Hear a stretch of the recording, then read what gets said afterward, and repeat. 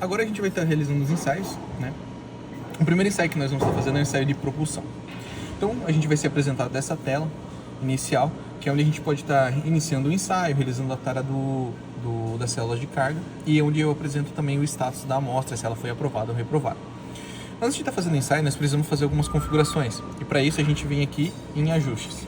Lembrando que esse ajuste que vai aparecer é sempre em relação ao ensaio de propulsão ou o ensaio que eu estiver realizando. Então, por exemplo, se eu vim aqui escolher um ensaio de obstáculo e apertar em ajuste, lá em cima eu vou ter os parâmetros para alterar o ensaio de obstáculo. Se eu for aqui em ensaios e pegar o ensaio ascendente, é a mesma coisa, o ajuste em relação ao ensaio de ascendente. Então, lá no ensaio de propulsão, em ajustes, precisamos definir alguns parâmetros. Primeiro, a velocidade do ensaio. Normativa, ela é 0,4 metros por segundo, né? Aqui eu defino o comprimento da amostra, que vai definir onde o equipamento para, né? Para ter uma folga para poder montar a amostra. Então a gente precisa medir a amostra e informar o comprimento dela. A força máxima de partida é a força que a gente mede durante a rampa de aceleração. Então, se isso aqui for um critério de reprovação ou se não for relevante, você pode vir aqui e informar a força que tu quer que o equipamento vai te dizer.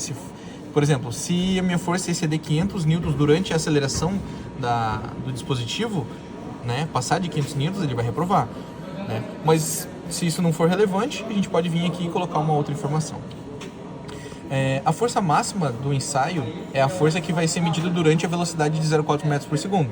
Então, como está especificado em normativa, a gente vai deixar os 200 newtons.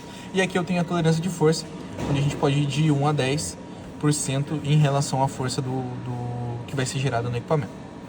Então, a gente vai montar uma amostra. Essa amostra a gente já mediu, ela tem 870 milímetros, né? A gente vai movimentar ali o dispositivo para que ele fique na posição já para a gente poder montar a amostra, certo?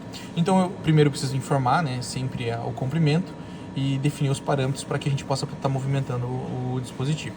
Feito isso, então eu vou pressionar em posição inicial.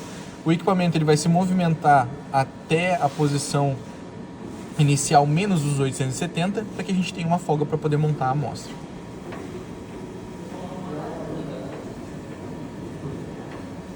Foi. Então, a gente posicionou a amostra já no equipamento. Precisamos regular só a altura do atuador para que ele fique com o dispositivo na altura correta para a gente poder fazer a força, né? Então, ali em manual, a gente só vai avançar um pouco ali o atuador para ficar próximo da posição para a gente poder prender a cadeira no dispositivo, no caso. Beleza. Então, o equipamento, depois que a gente ajustou a altura do dispositivo para fixar o produto a ser testado, a gente tem esses conjuntos aqui. Um detalhe que é bem importante, tá? O teste de propulsão, né, força de propulsão, ele tem que ser feito desse lado do equipamento, né, indo da direita para a esquerda. Todos os outros ensaios são feitos da direita para a esquerda, porque daí a gente não considera o monitoramento da célula de carga. Então, somente esse ensaio que a gente vai estar fazendo desse lado aqui, onde a gente tem esse conjunto e vai estar perto da célula de carga. Então, aqui eu disponho dessas cintas aqui, desse conjunto para fixação. Eu posso soltar esses manípulos e movimentar ele para um lado para o outro, caso tenha necessidade, né? E eu também tenho essas cintas aqui, onde a gente prende o produto e pode estar fazendo uma fixação melhor para o equipamento poder fazer a propulsão. Com o produto fixado, agora a gente vai voltar lá para a EHM para poder iniciar a operação.